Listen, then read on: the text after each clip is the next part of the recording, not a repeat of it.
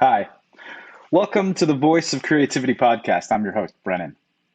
Today we'll meet with Carol, the General Secretary of the International Advertising Association. And we'll hear about how she worked her way up from a love of fashion, a love of advertising, and turned it into being at the center of the world of advertising. It's a really cool story. Without further ado, here's Carol. Carol, welcome to the podcast. Hi, Brennan. Thank you for having me. This is particularly awesome. You have quite the marketing advertising awesome background with agencies like Ogilvy and big brands like Royal Caribbean. You've kind of been on both sides of the aisle. You've seen a lot of cool things. I'm sure we'll get some stories. But also most relevant to me, and of course this podcast, is you are the General Secretary, I think is officially your title, at the International Advertising Association. And you're also, I don't know your title on the North American chapter, but I know you lead our chapter. And so you're kind of like one of the brains behind the podcast. So this is really cool. I hope to touch on all that stuff. Great. Well, thanks, Brennan. Yeah, no, it's been a lot of fun, especially recently getting involved with IAA and being involved on a global level, and also now starting up the North America chapter as president. It's been great. And working together, it's been a lot of fun getting these podcasts off the ground. So thanks so much.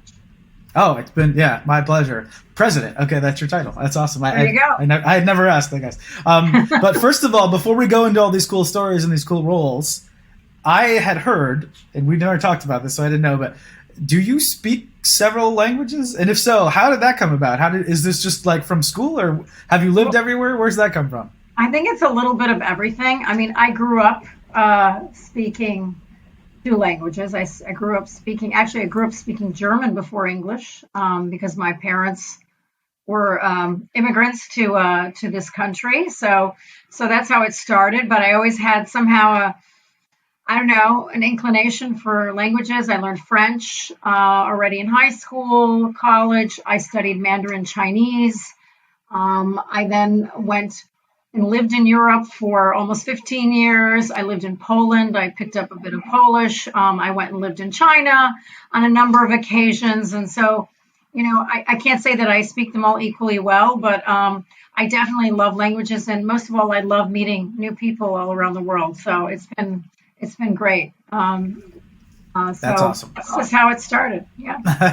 That's cool. Yeah, that's the reason I ask is, of course, we've got listeners from all over the world, so language skills is amazing and varied. But also, I'm just a bit personally jealous. I find that if I had a superpower, I think it would be to be able to speak effectively every language. But for whatever reason, I'm a quick learner, quick study in various topics, but I've not been too great picking up languages over time. I'm pretty good at Spanish. I have 90% understanding, pretty close to fluent. But everything else, I don't seem to be that great. But you know how to converse and connect with people, and really that's what it's all about, right? Is finding some means of connecting with people, of different cultures and backgrounds. And sometimes we use our hands, sometimes we use our feet, sometimes we use words, and so it all works out.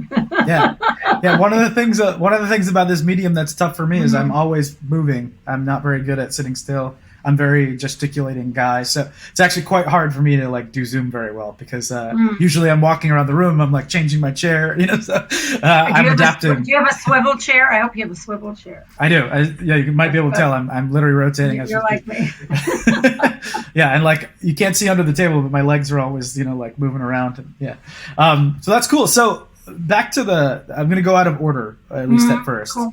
Jump back and forth to some of the things I read about. So you said just now you lived in China, and I think when I was researching your background, you actually either started a company or kind of had a consulting firm, or I don't know exactly the format, but you've actually started or kind of run a business in China, right? Is that true? Mm-hmm. I have. Yes. I started going to China a long time ago. I always say I was there before Tiananmen. I don't want to date myself, but I went there as a student already. And so I got to see really the transformation of China from early years. Went back years later in different capacities when I was with Ogilvy and Mather, leading some of those global businesses. But then I also then went later and I consulted in fashion for a couple of different brands. And more recently, I guess, for the company that I actually work for today, which is Lafayette 148. We are a American company. We are vertically integrated. We have, though, we own our own factory in China. And so when we were about to open up retail stores also in China, I got to go out and get those going, So worked with the team there and some people from headquarters, and we opened up the business there, which was really exciting. So yeah, it's That's super fascinating. So, mhm, so time wise, Tiananmen was late '80s, excuse me, right? it's that was uh, yes, it was. And then so recently, with the Lafayette 148, Mhm. that was in the past few years that you were in China. Right. It What was there. time? I was there in 2012, 2013 going, and then later I went back to China again, also in my capacity with Royal Caribbean, whom I Wow. worked for, after I did the China consulting project. But so I've been back and forth a number of times, and I go back now. Well, now not so much because of COVID. We can't go, but for the company, we go back and forth a lot. We collaborate back and forth with our colleagues and friends over there. It's really exciting stuff. But yeah, so I've always had an So affinity for that part of the world. From even as a young girl, I was always very intrigued, and so I guess I got to fulfill the dream, if you will. it sounds like it, and it's Yeah. over. And you probably have snapshots. China in the past 30 years, 40 years has done a tremendous change, especially from what I understand, the business side of things. But Mhm. I think I saw more recently you were in Shanghai. Is that right? Yes. So when I was there in 12, yes, when I went there this last time for a longer period of time, yes, I was based in Shanghai. We opened our first store in China, in Shanghai, and then later in Beijing, and then Wuhan, and then the rest is history. We have 17 stores there now. But yeah, it was an amazing city, Shanghai, and to see it actually go through the transformation it did over the years. I mean, I remember going there for the first time when I was a student in Beijing, and a lot of there's that famous skyline. It looks over to what they call Pudong, and that's you can see the TV tower, and it's this. You've seen it now in James Bond movies and whatnot. I mean, it's like this absolutely incredible skyline filled with bright lights. When I was there as a student, you looked over the river and you would not even think it was a river. You thought it was a sea because that was just land. It was just farmland. And there was not one building in sight. It was Wow. incredible. Yes. So it's all been built up over these last, couple of decades. It's extraordinary. It's just out of this world. I can't even explain the transformation, but it's a sight to have held. And I have pictures actually. I was digging through some old, you still have sometimes old photographs. Not everything was digital, obviously. But now I was digging through some old photographs, me standing there, and then you look to the back and there's like nothing. Now I have pictures of myself, and look to the back, and you see the bright lights and the TV tower. It's just extraordinary. Yeah, That's change tremendous. is I'm glad great. you've I got love to. change. Yeah, especially in that direction, right? Going to from nothing to metropolis is Right. amazing, and being Beijing able to was the have been same. there. Beijing was the same. There were only bicycles on the road, and now it's jam packed with Mercedes Benzes and things like and Teslas. Yeah, I was going to say they have the most mature EV market out there for electric Yeah, vehicles. yeah, They have like 20 or 100, some giant number of electric vehicle yeah, brands. Like in the U.S. we're still like trickling in. We've got yeah. Tesla, and Just trying basically to everyone else is kind of putting like one things. finger in the They're still pool. thinking about it. I'm like, what are Right. you waiting for? Yeah, Right. it's amazing It's to like, what are see. you waiting for? We should all And be so driving EVs at this point. yeah. Oh yeah, and it's coming for sure.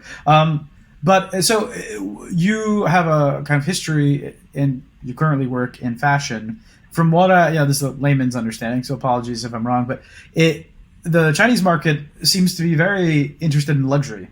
of all types. So I imagine that was a critical market for you guys to get right. Is that true? Absolutely. I mean, look, I mean, there were years where they had nothing, and I can attest to that because I was there. You know, I saw what you could get into a store, which was basically nothing. I mean, the shelves were effectively empty. I mean, and then today there is this kind of consumer hunger for, you know, you know, anything and everything we always had at least accessibility to. Maybe we couldn't afford it, but at least accessibility. And they, have this appetite, and you also have now economically this growing middle class that allows them to, have more. And so they're hungry. They want to catch up, and that's what they've been doing these last years, is catching up in a big Is way. is that a big piece of the business at Lafayette 148? Are you guys like, In what's your terms of strategy in total, terms of China versus the rest of the universe? well, we started here, so we have a longer history here. I mean, the company's been around 25 years, so our roots are very much in the U.S., and that's our customer has in the U.S. has kind of grown with us, and has been incredibly loyal. And so we have the bulk of our business is still here in the United States, but obviously China is a big part of our future, and it's also part of our, I would say, our DNA, seeing that we're also vertically integrated, own our own factory there, and have also incredible relations. And one of one of the co-founders is originally from there. Oh, So nice. it's but the future, when you start to look at growing a brand today and growing a brand globally. I mean, China is like not just a part of the mix. It's one of the single most strategic opportunities you have today in terms of growth, and especially if you are in apparel and luxury and fashion like we are. There's no way getting around it, and it's exciting. Also because, and this is one of the exciting things, was one of the learnings I took back, like when we went initially in 2012, was that we were able to change things about our brand when we entered China that we couldn't do here. And it allowed us to experiment, and really push the envelope in terms of our product, fashion, maybe getting into some other classifications, um, upping our level more into designer and luxury than we had been in the past, because we were more, uh, we were more considered in what they called here in the U.S. bridge market. And so we were able to transform our brand there, and then take all of that, show it to our customers in the U.S., like some of the big department stores at the time, and say, look what we're doing there. And they're like, wow, you can do that. And we're like, yeah, of course we can do that. And they're like, well, can you do it for us here? And so going to new markets really allows you to kind of try new things, test new things, push the envelope, get out of your own way, if you will, and then bring it back and see, and integrate it into your, let's say, your more mainstream business. And so that's what we did. So I hadn't a thought lot of about that. innovation came out of that. Hmm. That's awesome. So yeah, in my mind, I've worked with a lot of brands too, and they frequently treat China specifically as kind of like its own walled garden unit, and they always have like tension between, we want this unified global brand, and China has its own rules that are quite different. Hmm. And as you said, because it's so important, there's always tension between, like, do we have basically two brands or whatever. I'd never really heard someone saying that because China has such momentum behind it and kind of dynamism behind it, you can actually experiment with a new thing, see what works. You have the numbers and the volume and the market size there to really see, get conviction around something that works, and then bring the things that work back to the other markets Back as to the U.S. examples. Yeah. Yeah, no, it really worked for us extremely That's really well. cool. It was very powerful, actually, and I think it changed in a way also the trajectory of our business here. It had that kind of impact, so it's very positive in that way. So yeah, I think that's why you got to get out. You got to get out more. I mean, after COVID, I hope we all get to get out more again, and start to wander to new places so that we can get inspired and learn and take new ideas back because people are innovating all over the world. Oh yeah, yeah, that's great. And so, in your role, I think you were telling me that you focus on kind of innovation at Lafayette. Is that right? Yeah, so my role at Lafayette is I'm in technology, which if you'd asked me 10 years ago that I would be doing this, I probably would have said no. Are you kidding? But it's been like an evolution, a progression. From from working on businesses where technology was slowly becoming part of the business, getting into e-commerce. When I was at Royal Caribbean, I launched the first smart ship in the world, which is another interesting conversation.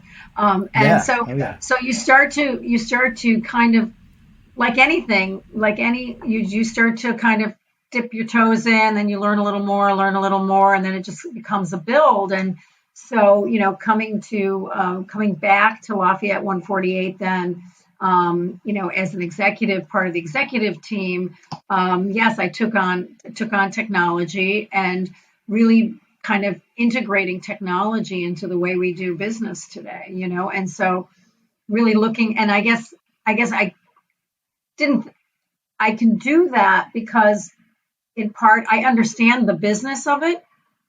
And so I start with what's the business problem we're trying to solve and what are we trying to accomplish? And then we'll figure out whether it's a technological solution, which could be a system, but it could also be a change in process, or it could be also an organizational change. I mean, the reality is that there's lots of ways to look at a problem, and sometimes it's one of the above or all of the above. And being able to look at it holistically like that is what I love doing. And I guess maybe because of my background and my having been involved in so many different industries and having worked in advertising for so many years and then in marketing, you just start to kind of you look at things differently. And so I kind of brought a lot of that to the role that I have today.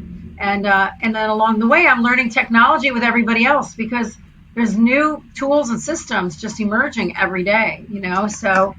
So luckily I get to be at the forefront of that and really get to kind of play in the sandbox with it on so many occasions. And that's what we're doing now. We're really digitizing, if you will, our business in a way that never been the case before. I love that. So if I may, I'd love to try to break out like a set of principles that we could share with the audience being a varied group of creatives. Right.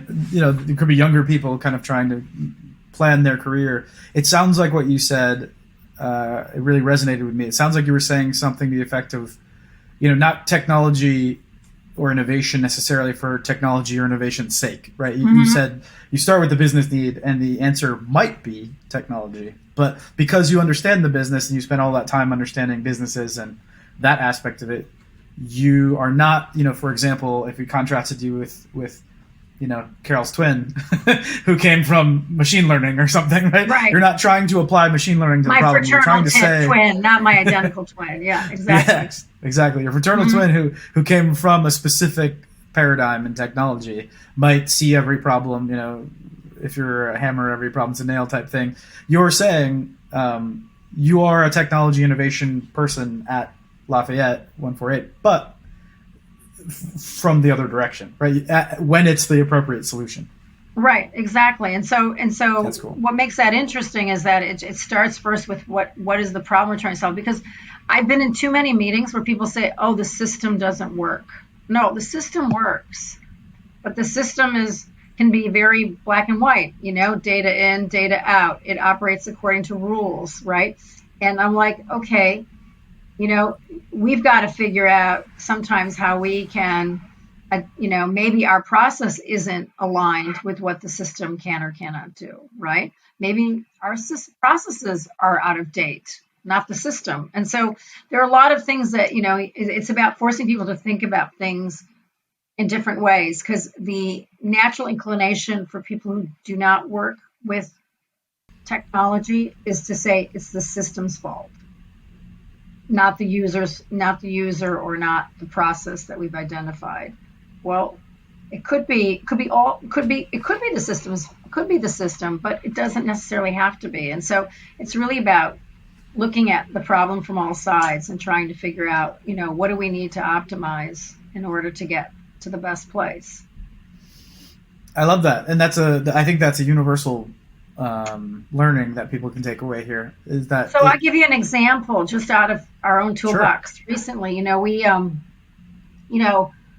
with stores, being closed and then more recently opening, but there's not a lot of traffic in a lot of the stores. There's the old concept of what we call clienteling in fashion, in retail, right? You have you have this book of clients, list of clients, database of clients, and you reach out to them and you see if there's anything you could do for them, if there's something they're interested in, you send them ideas, recommendations. And there's a lot of tools that have emerged that can do this digitally, right? That allow you to kind of capture all the data of all your customers in one place, understand what their preferences are, be able to pull from a database of assets, whether they come from the e-commerce site or they come from another source, and send those along in an email or a text to your customer and see if that's something they could get interested in. And it's not really a new idea because the idea is age old. People have been doing this for a long time, but now you've got a technological solution that could help you enable it, make it more seamless, easier for you to actually, reach out to your customers and then capture the information, the data back in. So all fine and good, but really what you learn sometimes in these situations is that the tool's fine, the concept's fine, but then at the end of the day, what drives it is what's the commission structure around it, right? Are the associates incentivized to actually do that relative to just selling things straight out of the store, right? So there's a lot of different issues that need to be resolved on any given day. So the tool might be fine, the process might be fine, but then ultimately, if you don't, if there's no incentive plan generally associated with any sales attached to that, it doesn't work. So it's about really thinking about things in a holistic way. And oftentimes you don't know that these things become issues until you jump in and all of a sudden you're there and you're like, oh my God, this isn't working. Why? Oh, okay. May not have been the system, may have been something else. And so it's fun. It's a lot of fun. So, if you're a problem solver, this is the job for you. That's cool. Yeah, we run into that at Cortex actually with our software because machine learning for creativity and visuals, that is not a process that currently exists at most companies. Mostly it starts with some inspiration or someone's idea. Right. And telling someone that actually at that stage where you're used to starting, you can actually already inject, new ideas and information to make your creativity more focused. A lot of the game for us on the sales side is kind of what you're talking about, making sure the context is right? The software works. Software works phenomenally, but if you're not incentivizing people or they don't know about it, your team hasn't all gone through the onboarding, right? Then there's no way for them, right? And it's not a technology problem, right? The technology is solved. It's as you say, it's like the incentives or the structure around it, and so that's cool. So you focus on technology, but as the example you just gave, it's not always, technology does not exist in a silo. The people have to use it. The business has to operate around it and kind of adopt what they need to adopt, do the change they need to make to optimize for that technology as well. Right, and exactly. That's presumably something you help with too. And yes, absolutely. I mean, I think that's probably where I can be of most help. And also, I think a big part of where my brain goes every time we take on a new project, it's also, I always start with the user or the end user. I said, what does the end user want? What is the problem we're trying to solve for the end user? It's not about my problem or your problem. It's about the actual end user. What are their issues? What do they want to They want to check out fast. Okay, got that. They have no Yep. time. Convenience is everything. Okay. All right. Now it's not about what we want to do. It's about what the end user or the consumer wants to of the tool or whatever it might be. That's what counts at the end of the day. And so if we're not solving their problem, we haven't solved anything. Well, there you go. There's another kind of great takeaway for Right. those of us kind of like starting our careers, kind of figuring things out, being customer centric at all times, All the and time. not a lot of people. I've seen that in my own career. A lot of people get, they get enamored with their own metric that they're trying to move or their own software that they've implemented or whatever, and they kind of lose sight of the fact like this is all to make the hotel experience better or whatever it Right. is for the user, and they kind of like they're in their little part of marketing or advertising or something. Right. And they kind of get in love with something and they kind of miss the boat, so to speak. And so You do. you've brought up a really good point that I should apply more, and I think everyone can value from hearing, which is like it all works if the right context is there, if the scenario is there, and if the incentives are there, as well as even if that's all true, if we're moving something that really doesn't move the experience of the user, perhaps we successfully implemented something we didn't need to because Right. we're not really moving the needles that matter. Yeah, it becomes a tool for tool's sake, and so you're like, okay, well, nice, but what is it really? What But why? benefit is it really But adding? why? But why? Where's the why? Where's the why? So there's another one. Where's the why? Ask yourself where the why is. So yes, so and you'll hear that a lot too. It's like again, we need this, and we're like, well, why do you need this? Who's going to benefit from this? And then I think the other thing is, Brennan, is that a lot of times, I get, oh, we need to automate this. And I'll be like, okay. But you want to automate it, but then the question then becomes, what is the benefit? What are we saving when we automate it? And sometimes people think everything should just be automated. And I'm like, well, you still have to put the data in. So somebody's got to do that, right? So I think people think that there's this kind of concept that technology is like this, oh, we press this button and everything just happens magically. And it doesn't work like that. You still have to do the hard work. Let's put it that way. And then last but not least is also then what's the return on the investment? So let's say we do implement this system or this tool. We create this automation around a report that you've asked for. What's really the benefit from it? And a lot of times you'll hear, oh, I want to get this done, and I'll be like, yeah, but there's like a bunch of other things that actually are going to actually have an impact on our top line that'll be much more important for us. So I think you might have to get in line. Right. But the automation would personally reduce the aggravation I have every day. That's the business Right, case. exactly. Is Brennan's job is Right. really frustrating. What about me? Yeah, exactly. That's exactly it. It's like, okay, I get you, and we'll figure out how to help because you are a user as well. I get that, but we have to make choices sometimes too. That's cool. And so when just to make sure I fully understand, when someone says technology and fashion together, I immediately think, especially because of my background, like marketing and e-commerce stuff. But do you also get involved in like sustainability and supply chain and even like textiles and stuff and things like that? Absolutely. You know what? That's such a great question. I'm glad you asked that because I think when people think about technology fashion, they think automatically probably go to e-commerce, which is of course a big part because that's how we move product, but it's not the only way we move product. I mean, we're multi-channel anyway, and now omni-channel as well. So in that regard, we are that is a given. That's table stakes. But because of the way we are embedded in our organization, and also because we're vertically integrated, we talk about helping to solve business problems through technology from supply chain to consumer. So we are involved in the production side, everything from product technology that goes into the actual production of clothing to ERP systems, which basically manage your whole back end, to PLM systems, which which support, your product development, to sustainability practices that we're engaged in, both within our factory, within textiles.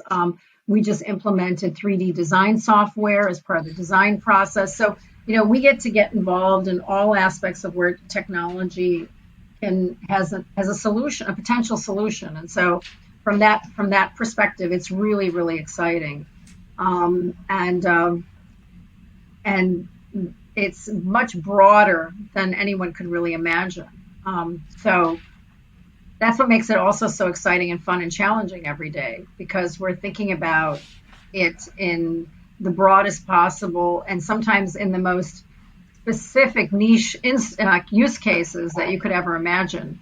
Now we're looking at implementing RFID technology with one of our department store partners, and that will eventually evolve into all our product that we sell. I mean, there's just so many places where it's like you're never bored. It's an endless list.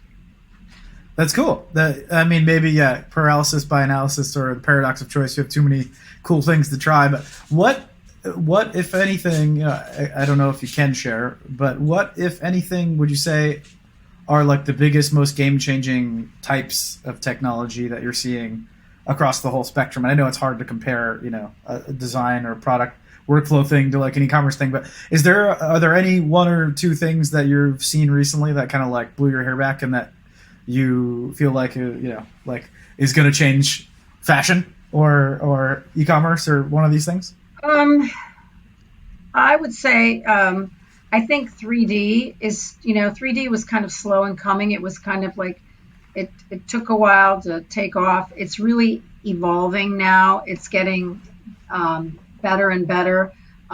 We've adopted 3D design technology. In fact, it saved us during COVID. Interestingly enough, we had just launched it right before lockdown, which was a godsend because we'd done the work, the prep work in front. And so when COVID happened and everyone was work from home, the design team was able to continue designing using this 3D technology from home. And then we would send the 3D designs to our factory in China, and they would get a sense of not only the look of the garment, but they would get a sense of the drape, the feel, because obviously you can attach fabric to it, so you can actually really get a sense of what it looks like. And that was really, I think, game changing for us because we used to actually have the design team travel for every collection to the factory and spend 3 or 4 weeks there at a time, working on the collection, working with pattern makers and cutters over there, and the sewers really trying to get the samples right. And now we did it all using technology, using 3D designs, and then having them send the finished sample here. We'd make some adjustments, send the sample back. And so we were able to continue working in a way that we never probably thought was possible because of this technology. And in the meantime, 3D technology is kind of taking on new applications. I'm sure you've seen a lot of things that are happening with AR, with augmented reality, in the makeup and beauty space. It's been with, Warby Parker with eyeglasses, or with, you see it also with furniture, where you can like envisage your sofa in your living room and things like that. It's now being applied in apparel as well, because consumers now, this technology evolved out of made to measure, but now it's evolving for more mainstream e-commerce use. You can actually take an image of yourself, upload it to the e-commerce site. The site will then, through AR, take the item that you had selected and basically place that item on that 3D image of yourself, of your body, your body shape, and you can already envisage yourself in the garment, and it will also help guide you in which size you should take as well. And so in terms of size and fit, that's always one of the biggest, I would say, blockers when it comes to fashion. It's usually the main reason why people return, or at least buy two sizes and then return one. And so having the ability to do that already in the kind of selection phase on a site, or the discovery phase, becomes incredibly important, especially for brands, because what you want to do is minimize your return rate. You want to sell, but you don't want to have a lot of returns. That costs money. So I think augmented reality, 3D technology, these areas are going to be really some of the most interesting new areas, especially. Those are the things that are kind of blowing me away, and we're going to see a lot more of that as we go forward. That's cool. So it's very cool stuff. So and just to take it a step further, Okay. I'm sorry, I have to tell you this story because they are now, I don't know if you are aware of this, but they are now also creating what they call digital only fashion. So it doesn't live in the physical world. It's not a physical garment. It's a digital only garment, which you can then buy, and then you can actually, through this technology, wear it as your online persona, for example, in social media. So it's taking on yet another. So I can get a Prada bag or a Dior jacket or whatever, and I can be able to wear it, online, but I don't have to own it physically. So it gives that saying, you don't have to own the cow to milk it, a whole new meaning, because all of a sudden now, but you're still technically buying this piece, so you're buying it digitally. And it's really interesting, and they're seeing a lot of growth in that right now, which is, I know, mind-boggling for some, but this is where it's going. That's super fascinating and new to me. But now that you mention it, that's taking cosmetics, the concept from video games, where you have a character and you buy stuff to make your character look different, which is entirely digital, but people spend billions of dollars on that every year, and you're just applying it to your social media self or whatever avatar you're applying that to. So it makes total sense. I'd never once considered that, but it makes total sense that, rather than buying the leather jacket, you could change your jacket up. Wouldn't that be fun? You could have a different jacket for every podcast, actually. Yeah, or my glasses, your glasses. You could really only have one pair, so. Yeah. So this is what's happening. So for me,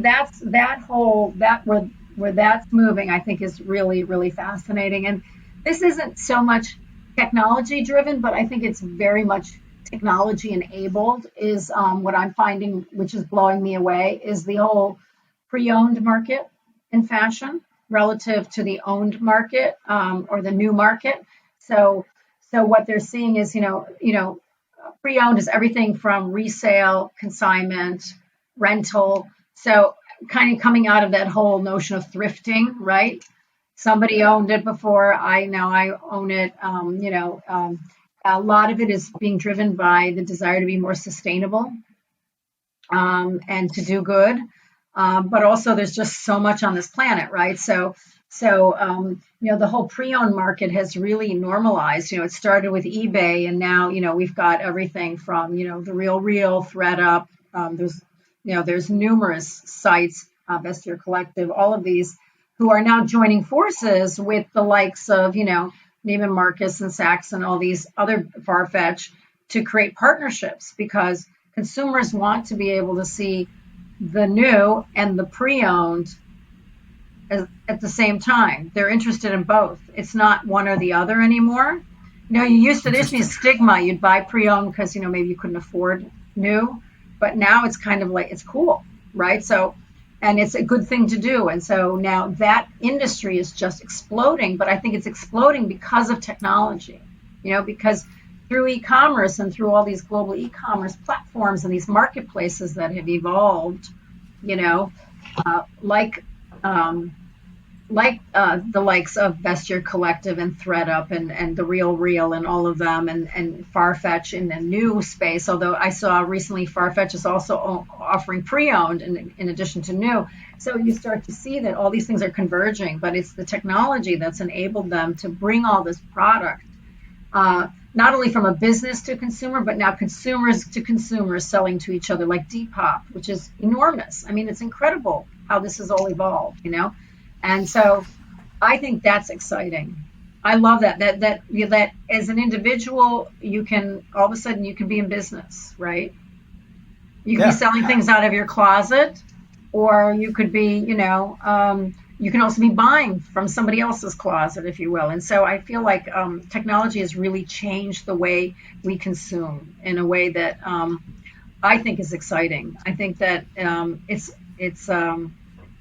it's really opened up a world for everyone. It's democratized in many ways the way we think about business. You know. yeah, and it's cool because fashion is not my area of expertise, um, but that's Airbnb, that's Uber, that's all these ideas that kind of like revolutionized other industries, actually doing the same thing in fashion, which I would not have predicted personally. And as you said, maybe not technology, uh, it's not like technology gave the idea to thrifting, but it made it possible to do at scale, easily, profitably. Right, exactly, and that's where technology is so it's best when it's kind of almost invisible. It's part of the back end, right? The Right. idea of thrifting is as old as day, right? It's nothing new. So the fact that you can scale it and technology allows you to scale it, and now all of a sudden it's so big. I read some crazy statistic that it's going to be twice the size of fast fashion in a couple of years. The Oh, likes of Amazon, well, maybe even Amazon, but of course H&M, Zara, yeah, and H&M. those types of brands. And so you start to realize there's a lot of product out there that just keeps recirculating. So the circular economy just keeps evolving and keeps growing, and people are making money off of it. On one hand, individuals are making money off of it, and at the same time, maybe it is better for the planet, which is a good thing. So those are for me like some of the big ones that I'm really excited about lately. When I look at least my industry and I see what's happening, you know, you can't avoid them anymore. This is where the world is moving, and you got to get experience with it. Yeah, and as you said, sustainability is one of the drivers there. Not maybe not the only driver, but one of the main drivers, and we're seeing that in cars. Like the EVs are taking more and more percentage every year and growing 50% a year, and kind of taking over. And same thing, I guess, across the board.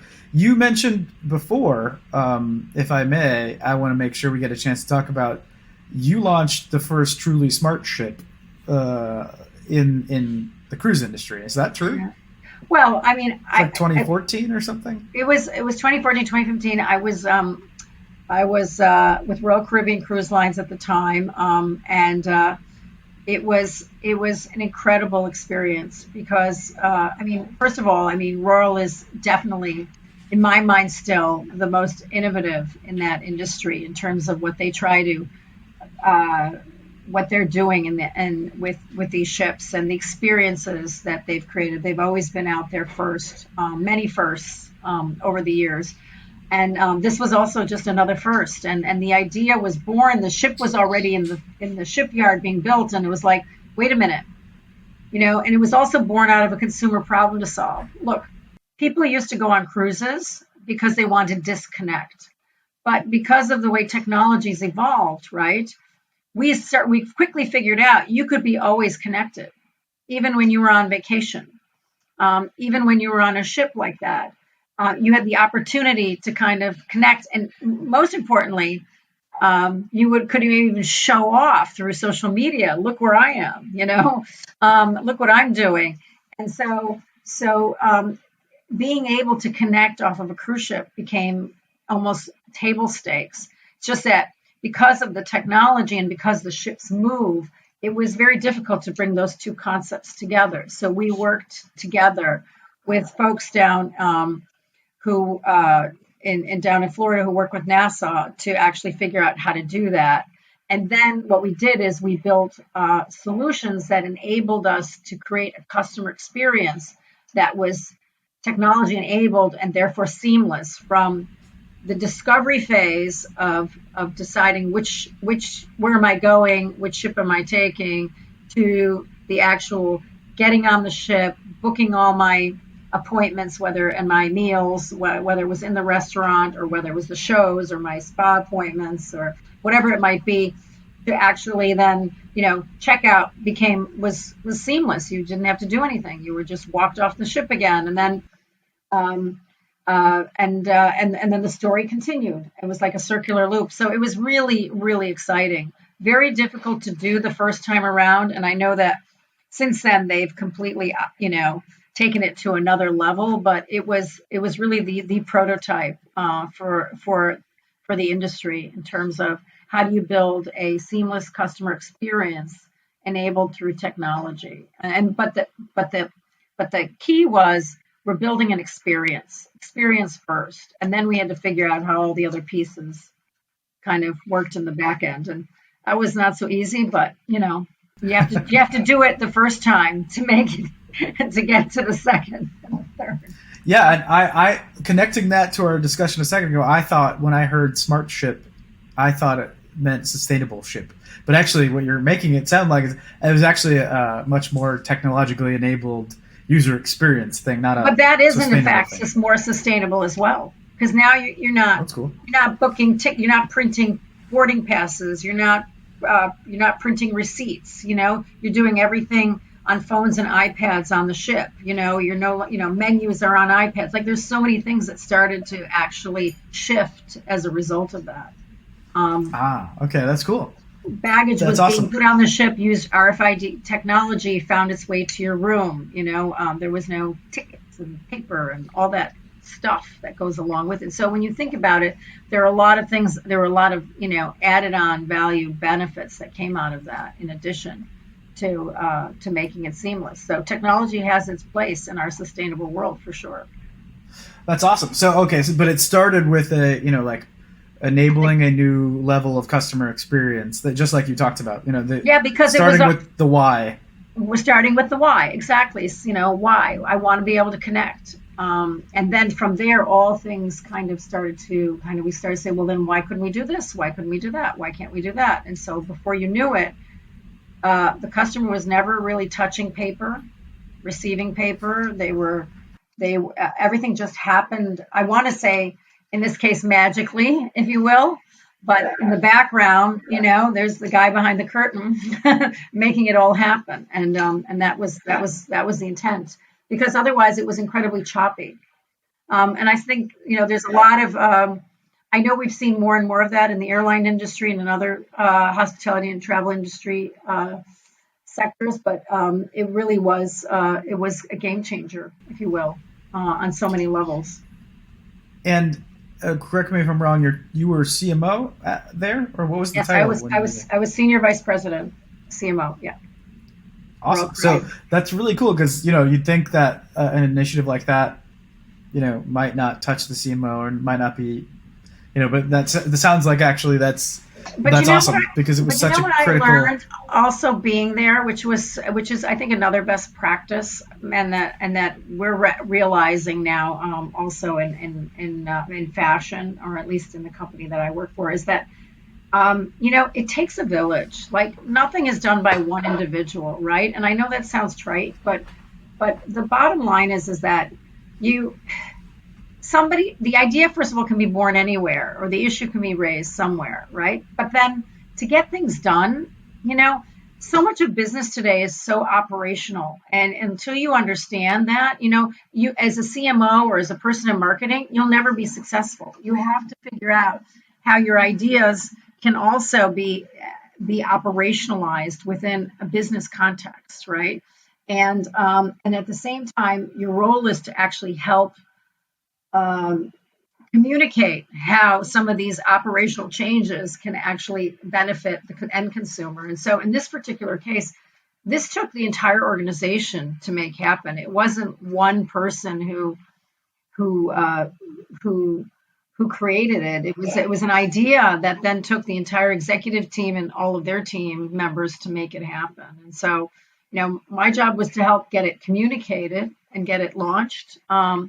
But I got to be at the table as we were, dreaming and executing all these incredible ideas. And then, my team was very involved in a lot of the execution, because so much was tied back to the e-commerce site and the reservation system that we had built within the e-commerce site. So we got to be very engaged at so many levels. But the bottom line, it takes a village, and that's what's happening, in my business today too.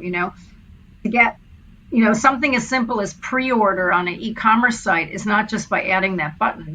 There's all these other steps that happen in the background in the warehouse and in production that have to be checked off, and your ERP system has to be able to support it. And if all those things don't link together and tie up, it doesn't work, And so it takes a village. Really, it does. I think that's a cool message for anyone listening who's, they all have their own insight in their own industry, but oftentimes you kind of forget when you're looking at another industry. I'm just a customer of, wherever this came from. And, oftentimes it feels like, well, why don't they just put a pre-order button? Like, well, it's so simple. Why don't they make it like one touch ordering? Why do I have to go through this whole process? Right. And for your point, it's not that they haven't thought of it. It's not that they don't want it. It's not that they don't recognize that would make you, the customer, lives better. It's that, they're building the background of technology and innovation that requires, that enables this one little tiny change on the website that makes your life better. Yeah, exactly. I mean, we recently implemented something as simple as, and everyone's like, it's one of those things like, why didn't they think of this? But because so many people were shopping online, we implemented an OMS functionality so that if consumers are shopping us online, they're not going into the stores. If it's out of stock in our DC, in our distribution center, the brain of the system basically scans your stores and then leverages inventory within your stores. And then your store gets notified and your store becomes a fulfillment center. That's awesome. Store as fulfillment / distribution center. So that's what we did. And it took us about 6 months to get this built. We had been talking about it and investigating different ways of approaching it for a lot longer than that. We finally got it implemented, and it's incredible because, the consumer doesn't know where the product comes from. All they know is that a box comes to their store or care. So then aligning that. So one is getting that programmed within your e-commerce platform, but then there's the whole operational side. Well, all of a sudden these store managers have to learn how to do fulfillment in a way that they hadn't do before. They have to get it out within a certain time frame because the consumer expects it to be delivered within 2 days. Dealing with DHL or UPS or whoever comes to, has to come pick it up. And then, of course, packing it so it's consistent with all the other packaging we would normally do from the DC. So everyone has to be trained across a number of steps. And then you're under a deadline as well, like I said earlier. So it's just operationalizing some of the smallest things. What you think what sound like small things are actually much bigger than you can imagine. And then what does that mean in terms of your inventory, canceling things out of your inventory so that they don't appear to be available, all the things that have to happen. And so you start to realize that a small thing can be a big thing, but it can also have a huge result. And so, coming back to my earlier point about ROI, it's like, this was worth it. This was worth, the juice was worth the squeeze on this one. You needed to go the extra mile to make this happen because consumers are shopping more online. We've got to give her product. At the same time, we think stores are still important because that's where she's going to get the experience. And once she has time to go back, there will be a place for her to be back in a store, and so it's about balancing the two. That's awesome. I love it. Technology as enabler for the better experiences. That's very cool. And that's cool that you get to work on all that everywhere. I guess we're coming up on time, but one final thing I would ask on a different channel is, as part of the International Advertising Association, a big part, and our listeners, I guess, are at various stages of members or just becoming aware. Is there anything coming up on the docket, events or something that you'd like to mention to the audience before we jump off? Well, that's a great question. We've got a couple of things coming. First of all, we have globally we have 2 events coming up. We have, and they're both virtual. Obviously, we've gone virtual this past year. Normally, we love bringing people together from all over the world, and we will again soon. But this year, we're still going virtual. So we have an event at the end of September, which is our Africa Rising event, which is a virtual event, really going to kind of highlight Africa and the development of Africa as we know it today, with some great speakers out of that market. We've got another event at the end of October coming up, which is another virtual event, which is called The Value of Bravery. It's our Creativity for Better conference. We host that every single year for the last 4 or 5 years. The past years it was held in person in Bucharest, Romania. It was the team in Bucharest that came up with this idea originally, and they've really built it into a kind of a global event. Of course, now it's virtual. So that's very exciting. So that's coming up. That'll be at the end of October. And we're going to be releasing this whole podcast series, Brennan, that Voices of Creativity that you've been working on. And so we're super excited about that. That's going to be launching soon too. So we're going to get that out there.